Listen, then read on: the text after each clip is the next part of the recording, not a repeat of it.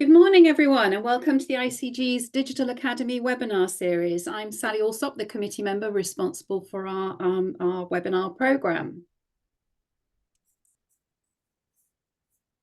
So back in October last year, we asked our members about their international research experiences, particularly post-Brexit, and received an amazing response, lots of detailed replies. And that encouraged us to not only increase or work towards closer ties with SMR, but also establish a webinar programme on international research going forwards in 2024. So this is the first of a series of webinars that we'll be running this spring on international research. And we're kicking off today with a discussion led by a panel of ICG international research experts, Muriel Esposito, Nikki Fraser, Rebecca Harrison, and Nicholas Kaiser. Our panel will be opening this webinar series with a discussion on the international research landscape, changes past and present, challenges they've encountered, solutions found, and future opportunities, and possibly even some discussion on maybe where the ICG can support people with their international research projects.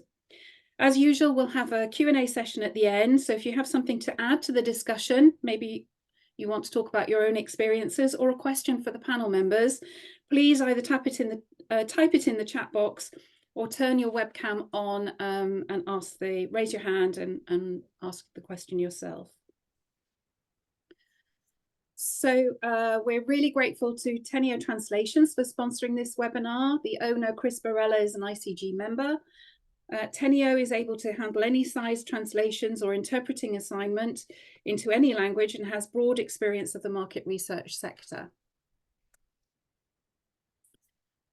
Before we begin, here are some more events we've got planned for you over the coming weeks. There's so much happening that I wasn't able to squeeze on the 3 further international research webinars we've got planned for you. So at the end of March, we have one on Africa.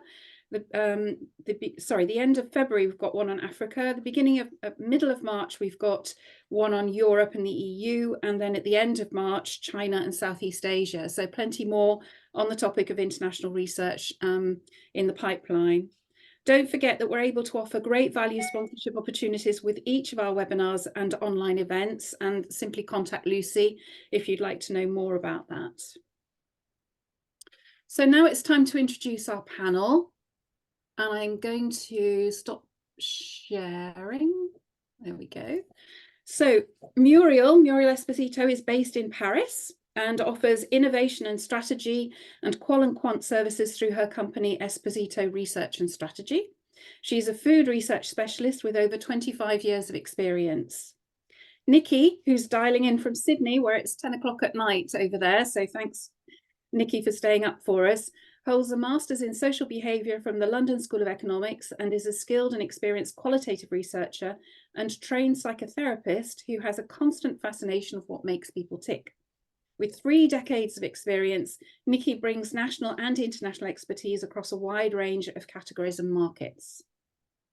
Rebecca in London has been a global ethnography and insight explorer for over 35 years and is lucky enough to have lived and worked in 4 continents and travelled extensively, all in the name of research. She now runs Mosaic Consulting Limited, specialising in international food and drink innovation and kids research. And last but not least, Nicholas joins us from Frankfurt. Hi, Nicholas, and has a degree in psychology and further education in innovation, change management, online marketing and healthcare marketing. He's been working for 20 plus years in national and international market research with a focus on qualitative methods and analysis. And in 2017, he set up his own company, the Insight Zoo. So lots of international expertise within our ICG membership.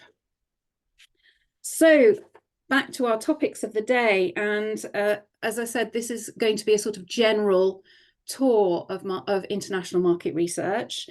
And we're going to start off with looking at changes past and present. And I think Rebecca is going to kick off with some of her experiences, looking back and bringing us to the present day in terms of the things that she has seen change over the years. So I'm going to now hand over to Rebecca to kick us off. Thanks very much, Sally, and good morning, everybody. Lovely to see so many people on here. Yeah, I think one thing that struck me, so 35 years plus in the industry, and as Sally mentioned, I've had the good fortune to travel a lot and live overseas and work in research overseas as well. And there've been massive changes over that period of time. But I think the most notable one for me is that ability to travel to places, whereas it was almost automatic that you would jump on a plane and fly around the world and go and do your research in all the different markets and have that opportunity to really immerse yourself in the culture, in the food, in the retail environment, whatever your subject topic, you were there on the ground. And I think that's one of the biggest changes now, with cutting back on budgets and also environmental policies being put in place against travel, means that we're a lot more limited in terms of just being able to get out there. So long ago, we would get chucked onto a plane and said, right, take these Hewlett-Packard printer cartridges and do research in South Korea. And if you've got to bribe the custom officers to get it through, do it, because the research just has to be done. And so a lot of time was spent there trying to navigate without the joys of any sort of social media or maps or anything like that, navigate your way around. And that actually was part of the fun and part of the fear of international research. And I think now what has happened is that it's become a lot more grounded. It's relying on a lot more of hearsay, or working with wonderful people internationally as part of a network to try and get, share your vision of what you want to achieve through your projects and studies. And in a way, that is a shame, because you personally don't benefit from the whole experience. But it does mean that the networks that you create and the people that you work with internationally, those bonds and that connection becomes all the stronger. How about Muriel? What can you add to that? Have you got any other comments on changes that you've seen in the past? I think changes that we are seeing right now are also, there's a lot of discussion around, for instance, AI translations, and more broadly, what can you do with some of those? And I think that's obviously very emerging, but I think it's very, I find it at the moment, it's very skewed to the more Anglo-Saxon perspective, and that there are limitations to what can be done with that with other languages. The models are not built using other languages. And so I think we're kind of at an interesting point, slightly possibly a bit of a pivot point. But I think that we're finding ourselves, sort of hitting against this kind of AI is great for certain things, but it doesn't give you, it's not treating every language as equal, and it doesn't give you the cultural context either. So I don't know where it's going to go. I just think it's something at the moment that clients are sort of talking about, is starting to come up, but I'm always kind of conscious of, okay, is there an inherent bias because of using certain models? Or is it appropriate for some of the markets where we're going? How about you, Nicholas? What are your thoughts on that? Yeah, of course, I think the rise of AI and all the digital automation software tools, this brings along a very big change. I mean, in terms of automatic language translations, yeah. So in principle, now you can, for example, upload a video of an in-depth interviews in any language, automatic transcription, automatic translation in any language. And this has a massive influence on timing and costs. I mean, quality is a different thing. I think we will talk about this later on. Yeah, but now with all the developments and rapid developments in this area, I mean, there are new tools, AI tools every week, or updates on the tools every week. And they are getting better and better. And I think when we look into the next 5 or 10 years, this vision of really pressing one button and then running an international research automatically is not out of scope. Yeah. But I also see a different thing when we talk about international research, though. Actually, for many years now, I see also more standardization or the wish of standardization on a global or regional level. So that means marketing activities from headquarters or regional headquarters, they should be in the sense of one size fits all, also against the background of timing and cost savings. So standardization of marketing activities. So for example, rolling out one advertising campaign globally. But then you always have the individual markets, so the local markets, and then you always have the conflicts between the global, regional, and local markets. So of course the local markets are aware of the special cultural situation. They want to have their own campaign. They want to have amendments on the global campaign. And then you as a researcher, doesn't matter if you work for the global part or for the national part, you're always also confronted with these conflicts. And I can tell stories like really local markets boycotting such research. They just didn't send their stimulus material for the research, so to sabotage. Or I had verbal briefings saying, please let this campaign win. So please, the outcome of our research should be winning this campaign. So you have to be aware then of all these conflicts. Gosh, it's quite amazing that it's so flagrant, the attempts to influence international research.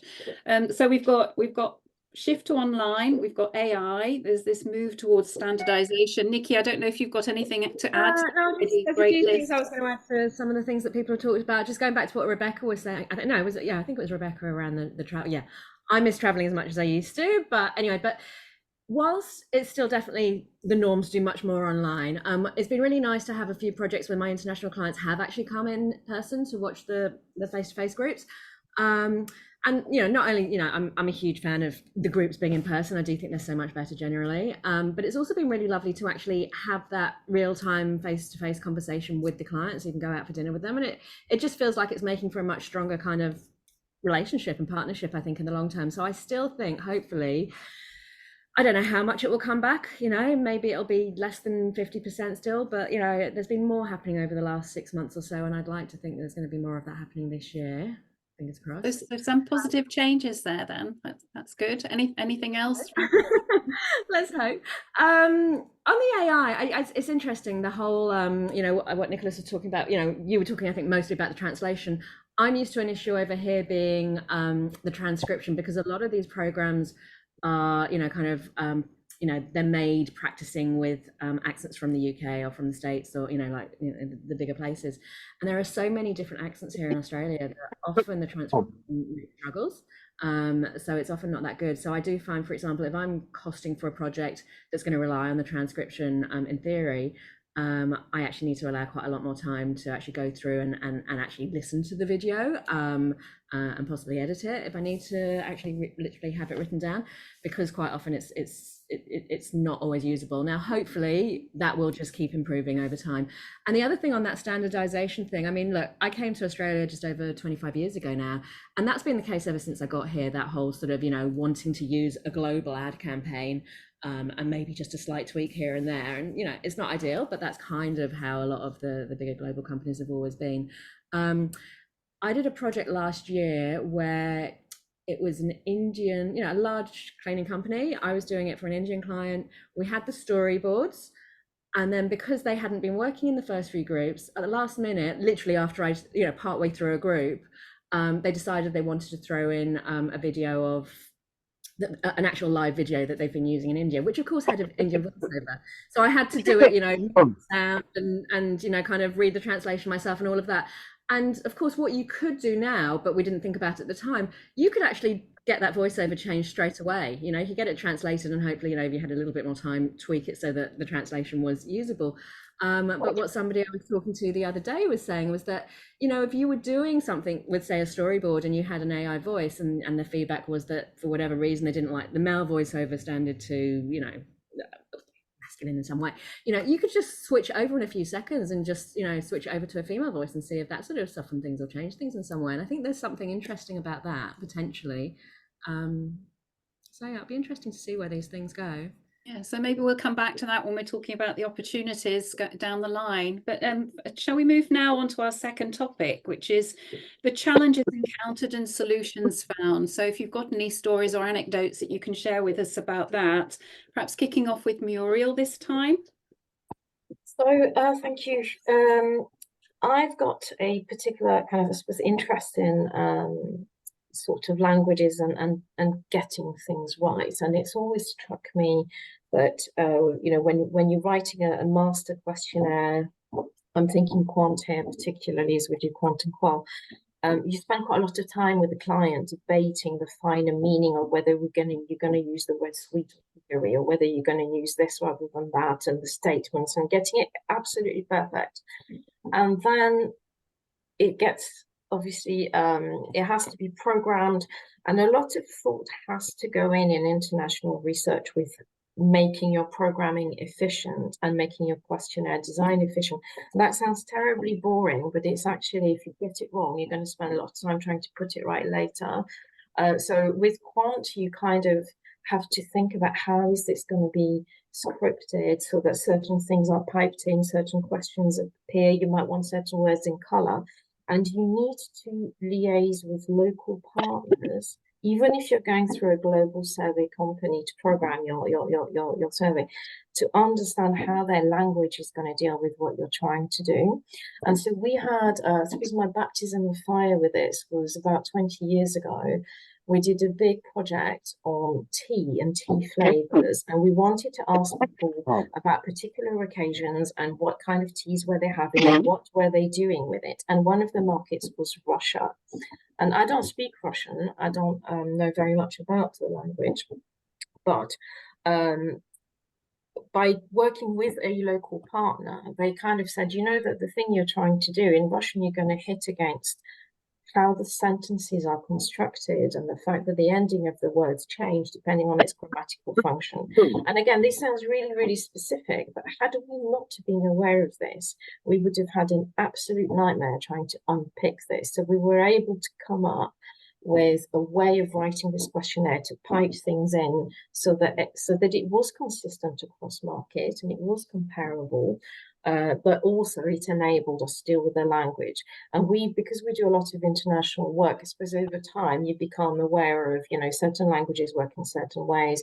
You know, if you're adding languages such as Southeast Asian languages or Arabic, you then have another raft of issues to deal with. So I think with quant in particular, and with international quant, always getting in touch with someone locally, and the ICG is a great place to do that, just to sense check the feasibility of what you're trying to do from a kind of a technical perspective, is really, really important, and takes a bit of time, but gets to much, much better quality ultimately. Yeah, I definitely agree with that, with the recent experiences that I've had with international research, to make sure that there is time and budget added in when you receive an English questionnaire, for example, that hasn't been written by a mother tongue English person, to make sure that you have time to be able to tweak it and adapt it to make sure that it's appropriate. And I'm sure that's true in all different markets. How about Nikki? Have you got anything to add to that? Any particular stories you'd like to tell us about the challenges you've encountered and solutions that you've found to get over that? A couple of challenges. I was trying to think if I've got the solutions. One thing that I've noticed recently with the move to online, and so I'm ending up sometimes running groups in the US, for example, and I'm happy to do that at 8 o'clock in the morning. But I've been a quali for 30 years, so I'm definitely a night owl. And there was a project I was asked to do, kind of late last year, that would have been starting every day with a depth at 6 o'clock in the morning, which would mean, being ready, setting it up at 5:30. And I'm like, there's no way I'd sleep. I'd be an absolute wreck for 2 weeks solid. And because it was for a local agency here, they wanted to work on just my normal hourly rate. And I was like, absolutely no. So I thought that was the way things are going. And people are surprised when you say no to something like that you won't just work, like, I'm fine to work at, I'm here at 10:30 or whatever, no problem. But yeah, 5:30 in the morning, sort of draw the line out. And but people seem surprised, they'll let you just, they expect you to just do it whenever. What are the other challenges? I think there's a lot of the cultural work norms. So for example, if I've got you know, thinking about a particular client who like an Indian client, and you know, a lot of the Asian or Indian clients, you know, kind of they'd be working kind of all hours, and they expect responses sort of 24/7. So we're on WhatsApp, and they're kind of, you know, they're surprised that on a Saturday they're not hearing back from the recruiters, and that means that I'm having to deal with them Saturday night in a small town, in the supermarket, buying snacks for the group the next day because we're in a hotel where there's no, you know, cafe open on a Sunday. And then what he's calling about on a Saturday night is that the client wants to delay the group start, you know, the next day, and I've got to then get hold of all the respondents on the Saturday night. And it's like you would never get that with a local client, but the different expectations of what's normal and what's acceptable, and you know, kind of the shock that he's not hearing from the recruiters, I thought was. Yeah. How do you overcome that, Nikki? What are your tips for? I think it's one of those areas where you need to be quite good with your boundaries, and the recruiter in question that I worked with, who was working on that project, I think she knew about some of what was going on, but she's got excellent boundaries and she's a very good model for that. So I think it's kind of really being, you know, if you've had that experience, setting out up front what's going to work and what's not, and if there is going to be any sort of, you know, just you know, being very clear with yourself and with them ideally earlier on what's going to be okay. And that was just a project where it just kind of kept spiraling. Anything to add, Nicolas? Anything that you'd like to talk about? Yes, so Muriel talked about adopting questionnaires, the language translation of questionnaires to local markets. I can also talk about an example of adopting the analysis to local markets. When I was research director in an international advertising agency, so we had a brand tracking for several markets, so big European markets like France, UK, Italy, Spain, Germany.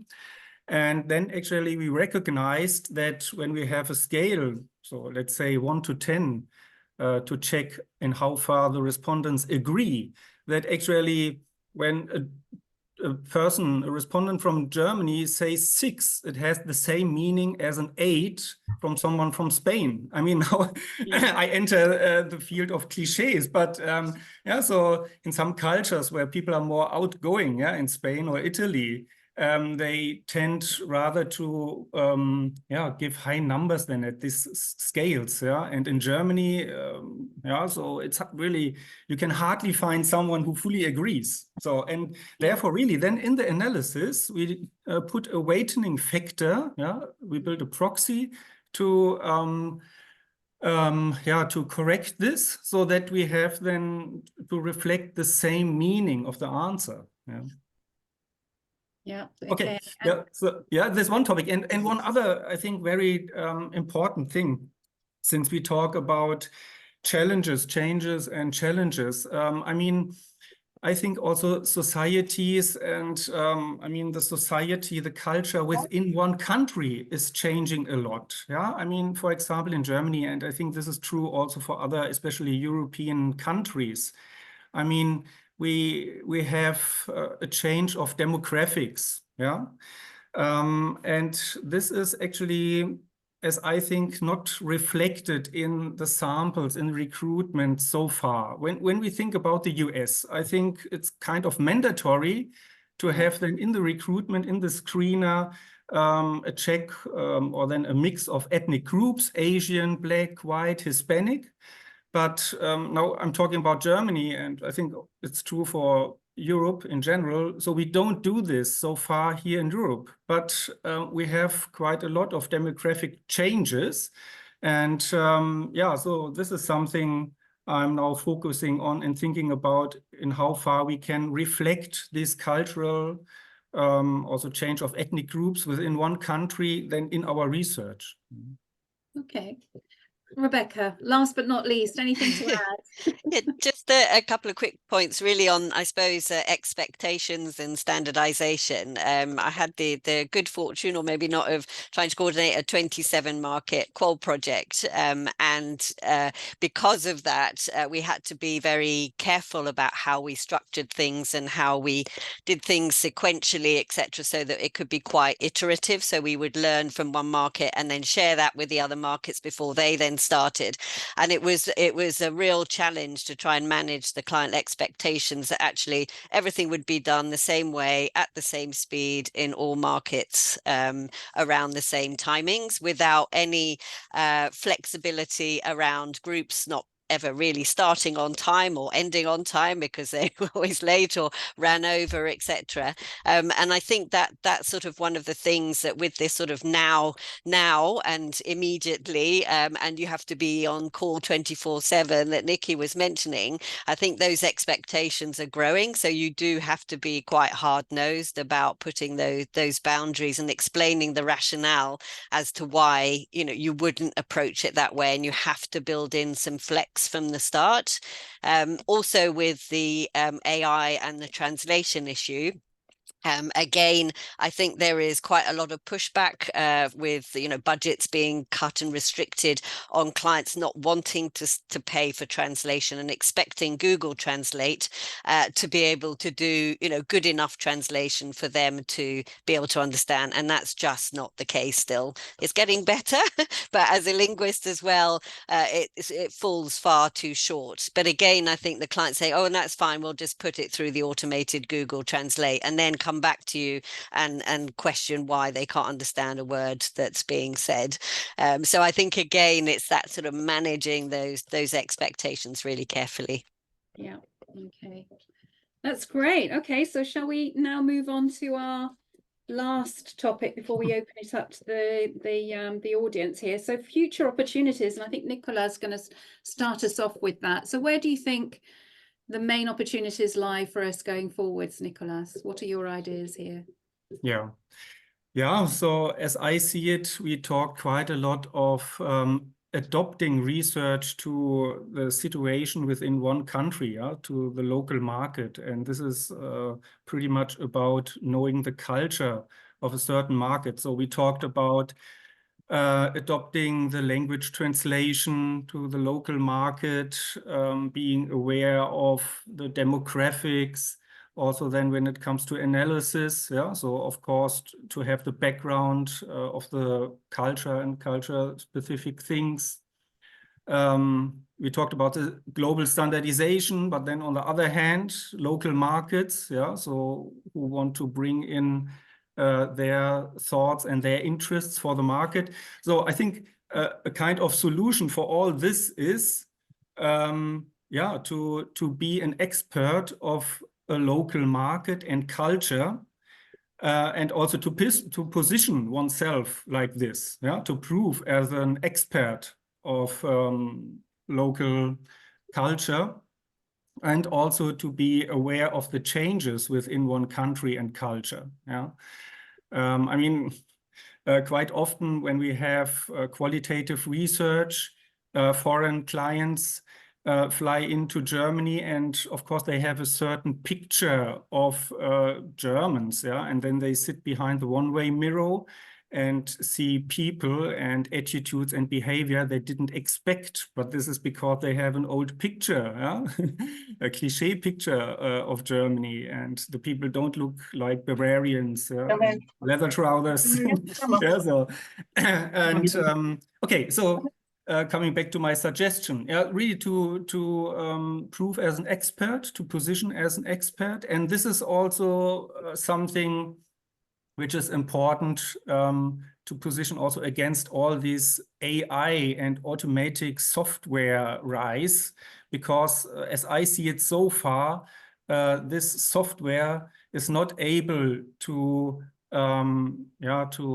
bring in and to recognize the cultural background when it does any analysis so far. Okay. How about Nikki? Anything to add here? Nikki, where do you see the main opportunities lying for the future? Well, just quickly, just on what Nicolas was saying about the AI. Like, I was having a chat to somebody yesterday, and they sort of said, AI is going to do the work of the builders, but we're still going to need the architects and the engineers. And I do think it's worth us thinking, what does that mean for us? You know, kind of our role, if it can do. You know, ideally, I still haven't quite got it working for the analysis side of things, which is where I think it would be most useful for me. But I think that's my own fault, because I still haven't given it the time to really, you know, you'd think I ask questions for a living or you know, for decades, and haven't quite figured out the prompts yet for AI. But yeah, I just think, you know, kind of what's that mean for us if we're thinking at that kind of, you know, that architect level rather than the I think, you know, certainly what we're seeing more of is I work with a lot of international research agencies. So sometimes they might choose to moderate over here from there, which the recruiters don't always like. They, you know, I spoke to them today if they had any thoughts on this, and their big one was, you know, kind of, you know, asking for times to suit them rather than respondents, which can make things very difficult. But just based on what they were just talking about, having the experts. So even if you don't use a local moderator, having that local person on the ground in the country that you're running the sessions, so that you can go through the findings, ask any questions, get any extra context about what's going on. I think that will just sort of add that extra layer. That supports what Nicola was saying. Yeah, I think just, you know, kind of the time zone thing, you know, kind of I've had situations where I've actually asked a couple of people from this group to take notes on my groups while I sleep, hopefully overnight, and, you know, kind of just looking at what we can do, you know, in this sort of 24-hour world where we can still get a few hours sleep, but somebody else might be able to be kind of working on something, you know, while we are. I like that, pushing the ICG network a bit there. That's great. How about Rebecca? Any suggestion? What do you think? Where are your main opportunities in the future? Yeah, I think for me, definitely it's that building of global networks. As I said right at the beginning, you know, we're sometimes, you know, grounded by clients and their budgets. And so you do have to really make sure that you're developing a really good understanding and a shared vision with people who are like-minded, and, you know, in terms of the quality and the attitude to research that you know you want to be able to share with others, and I think there's a huge market out there as well to try and maximize that 24 hours that we have, because everything's getting shorter and tighter and faster.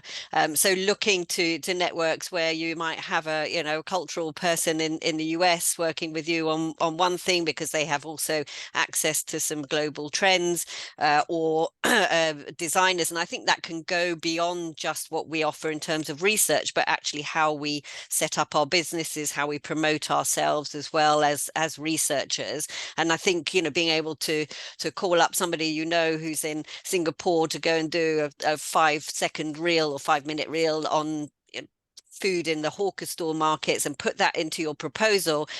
You know, these are favors that we can do for each other, as well as sort of build that sort of great sense that we are connected and that we can bring all of that international expertise. Even if you can't sadly be there yourself, you can plug into people who are and get all of that richness back, and therefore deliver greater stuff to your client, as well as build your image more effectively as well.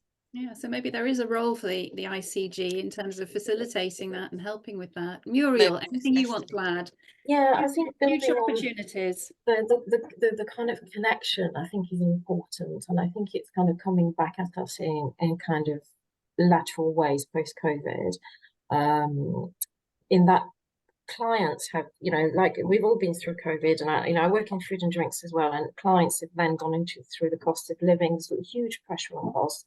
Clients really stressed out, and they haven't got the time for themselves to become these experts. That's why we come in, and I think thinking smartly on how can we deliver some expertise with not just the knowledge that we have, but what can we bring to a project that has a human connection to it, that the client isn't possibly going to get through, you know, online, or through an AI interaction, or through a big panel or anything like this.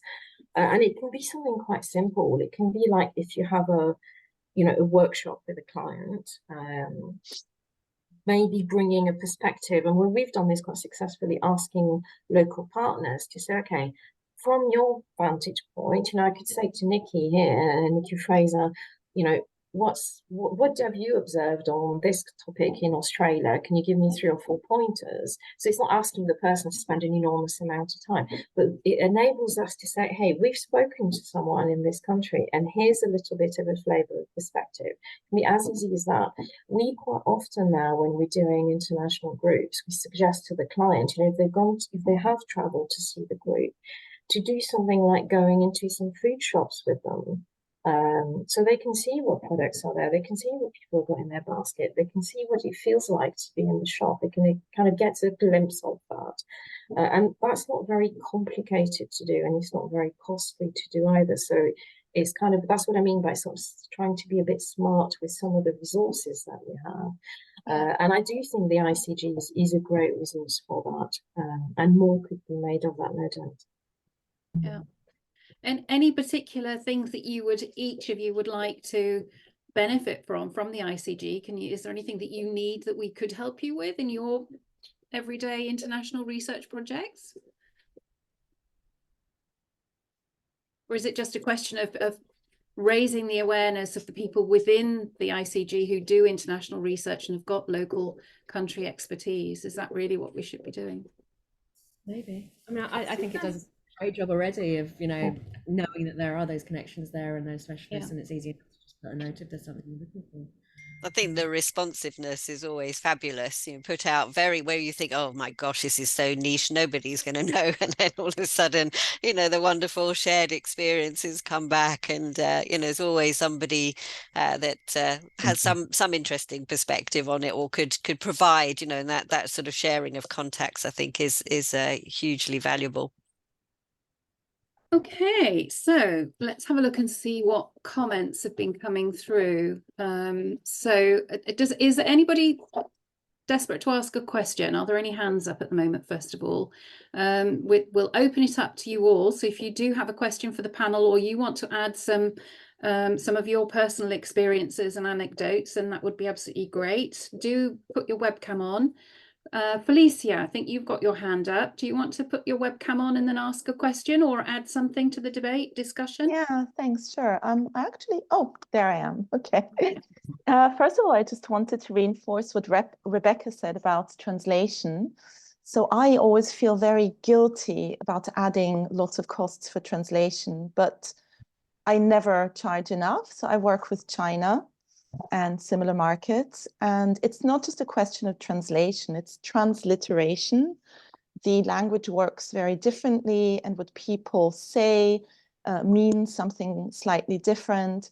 And so AI brings us to a certain point, but it doesn't cover all of that. So when there are transcripts, we literally need to go over every word and make sure that it makes sense. So translation is very tricky for markets like China and similar markets, because there is a cost and we have to get it right.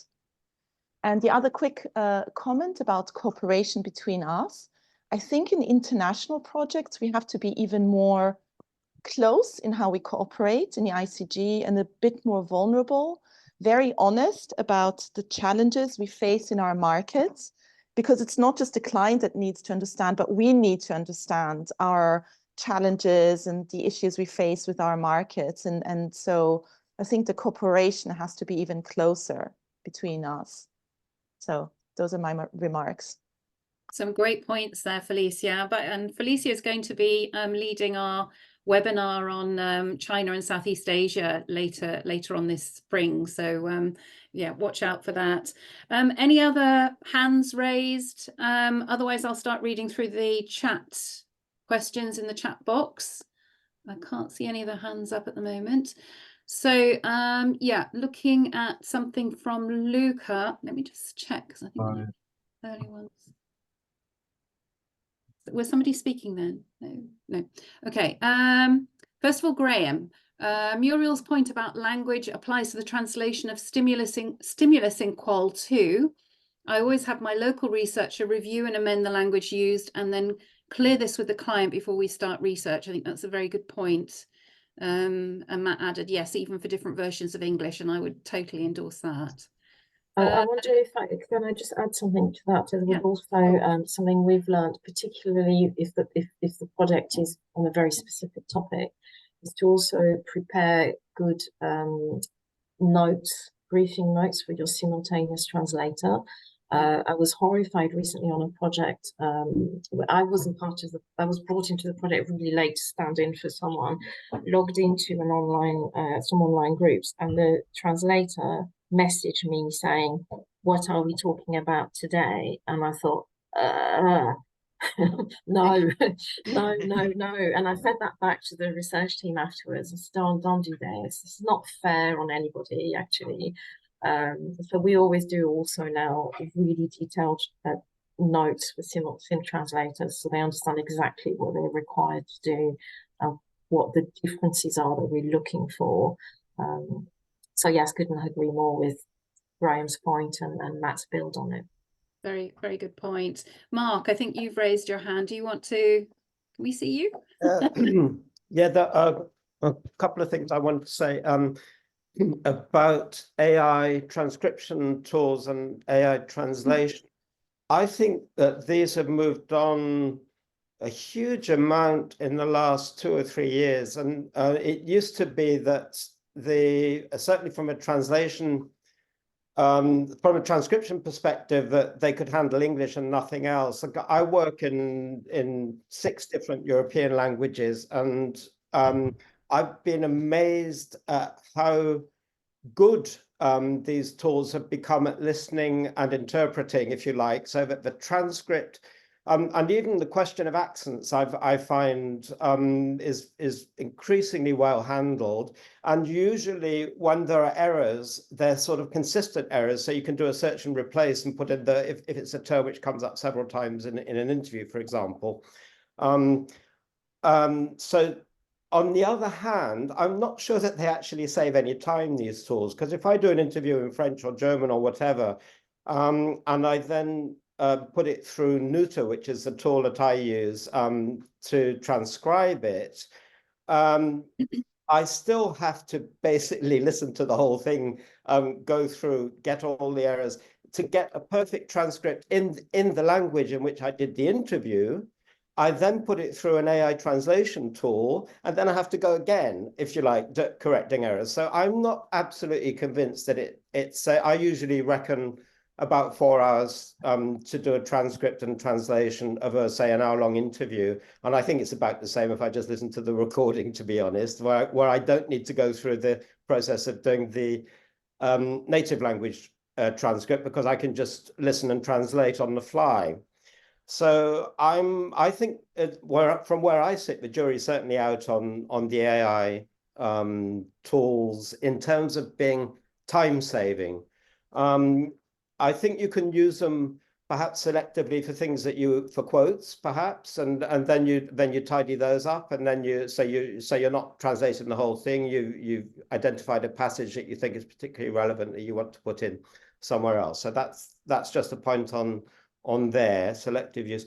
The other thing, which is a bugbear, and some people on this call know that it's a bugbear of mine, is that I'm forever seeing emails on to the e-group saying I'm doing a project and I'm looking for a native speaker of French or German or whatever, as if that guarantees you're going to get a better quality of work. And obviously, in self-interest, I'm English. I speak these other languages. I interview in them, and I'm not. I always say, if you want a native speaker, you want to be sure that their English is also good, so that you get all the nuances when you get the work back. So anyway, that's. But I think that is something to bear in mind. And I would be very pleased if the word native speaker was banned from the e-group. Words. I like that one. Diana, you've got your hand up, waiting very patiently. What did you want to ask? I'm not sure it's kind of a question, but it's also just an observation. One of the things I've seen change over time, and like many of us here, we've been in the business a long time, so we've seen a lot of change. And it kind of goes back to something Muriel was saying about we feel this huge time pressure. Everything has to be done faster now. We have to be available all the time. But I think it comes from that is the reality our clients are living. And I don't know, over time, I feel that the time I have to interact with clients from start to end of a project is vastly reduced. And that really jeopardizes the quality of what we can do. And, you can we've all had our moments where we're going, oh my God, this client is so disorganized, they don't know what they're doing, and they've forgotten this deadline. But I try and kind of put myself in their shoes. But it's hard. You can't create more time for your clients. And, you know, I'm in a situation right now this week where I was briefed on this project. It was a big advertising project. They want to shift quite dramatically how they're going to do their advertising globally, but they just wanted to do a first test in 2 markets. And I've just discovered, and I'm writing the debrief literally this week, I've just discovered that they've already used this approach in other markets around the world. And I was never told about that. This was introduced to me. This is a completely new idea, super confidential, da-di-da-di-da. And if there's interest, we'll roll it out. But and I'm thinking now, what's going on? You know, my client, who's the European head of MR, he didn't know. I mean, where's the knowledge sharing in his network? So it's just very, we try and be as flexible as we can. And I think that's one of the great strengths of us as a group. We're independent consultants. We have a lot more flexibility. I've heard stories about, yeah, you've got to be on WhatsApp on a Saturday night, and we do it as much as we can. But how do you sort of try and carve that time out with your clients to make sure you have been properly briefed? I mean, is that even our role to say, actually, I found out about your company that this is going on? It's quite a strange dynamic. So I don't know if this is a question or if is it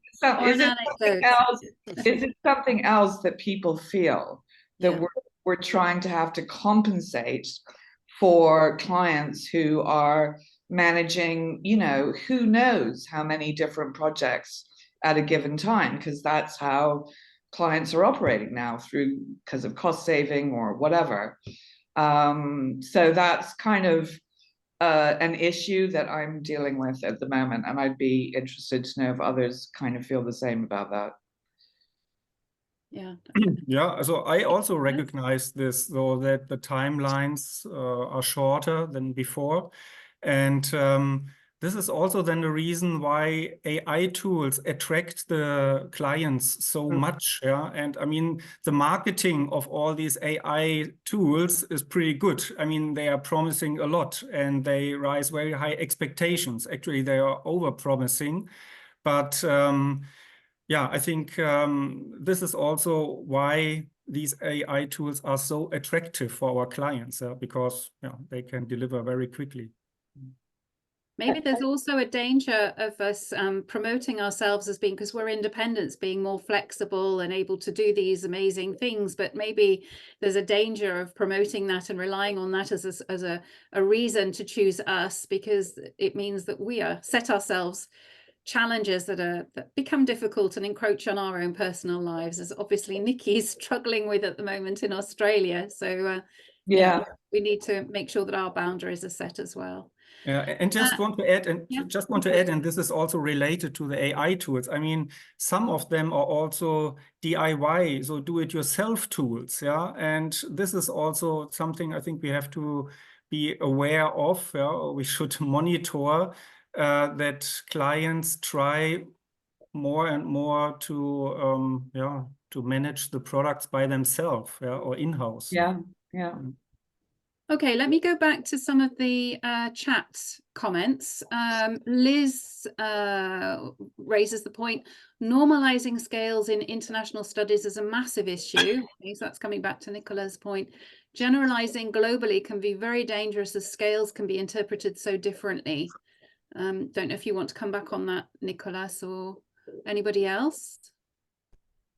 I mean, if I may, there's obviously, yes, completely agree. There's various stats techniques you can use to normalize scale and standardize things, and they go some way to helping this. But I think it's to me that's very much our role as researchers, or the role of the analyst, the person leading the analysis, to be aware of it and to have enough now some experience to recognize when something looks like a pattern that has nothing to do with the question asked and everything to do with cultural reactions.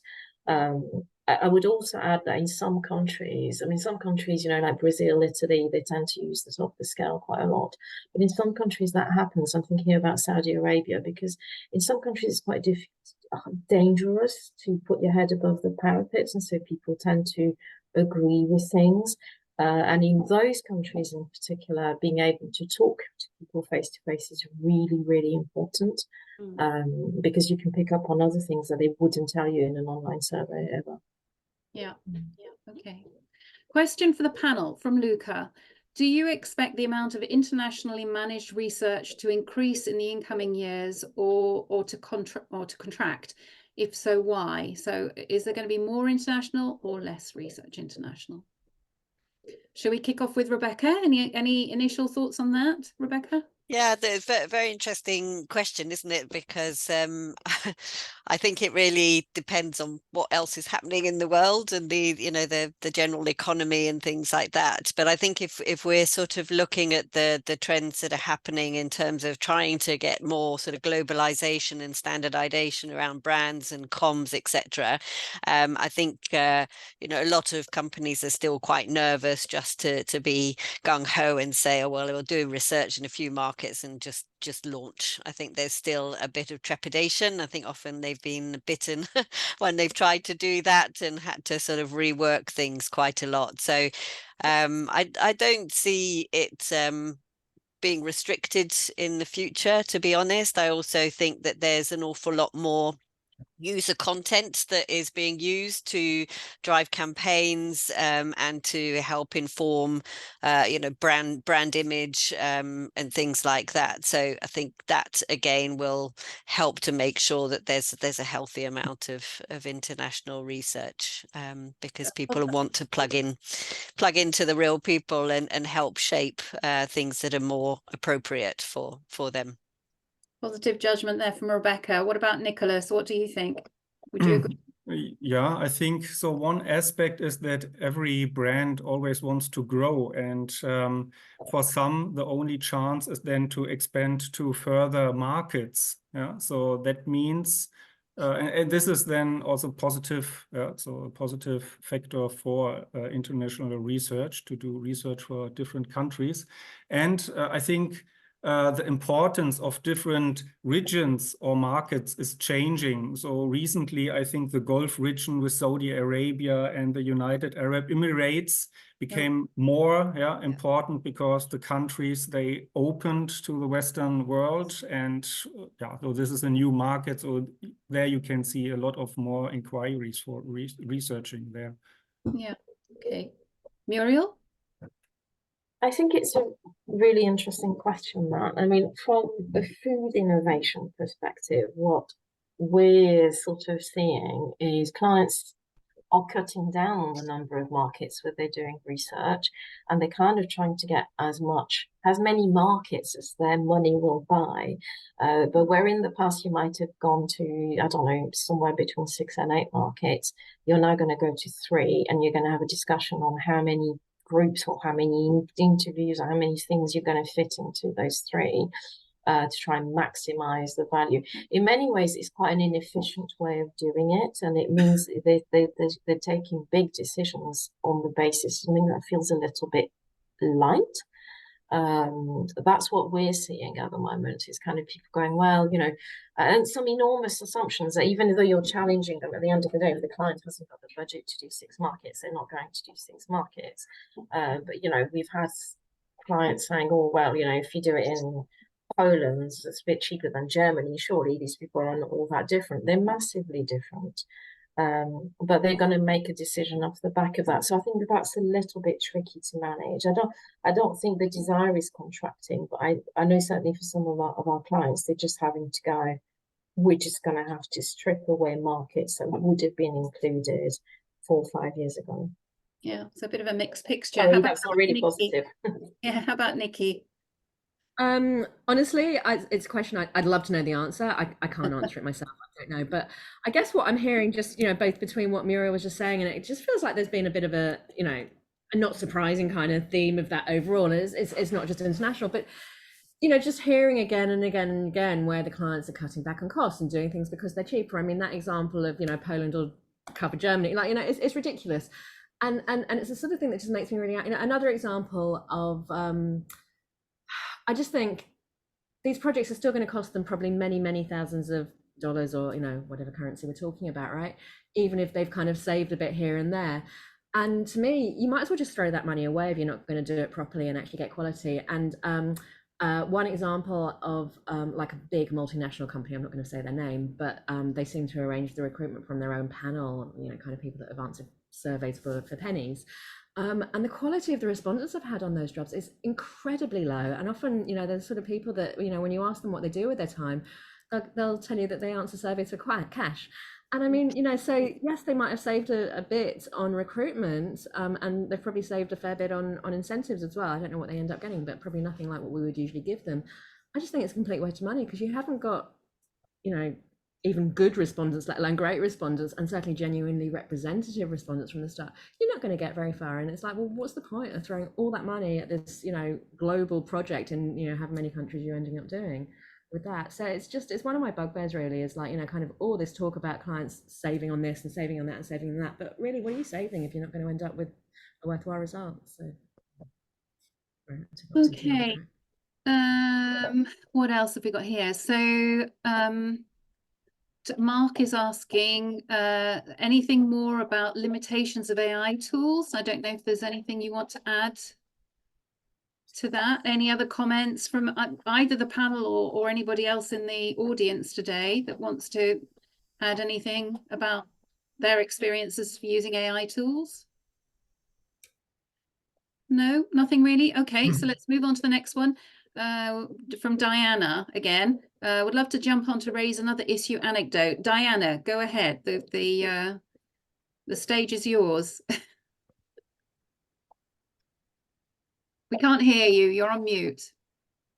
Sorry, I already did mine. That was looping back to when I raised my hand. Okay, all right, we'll move on to the next one then.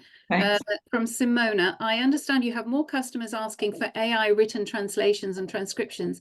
Do you see the same trend for live simultaneous translations during online focus groups or individual interviews? So I don't know who wants to answer that one.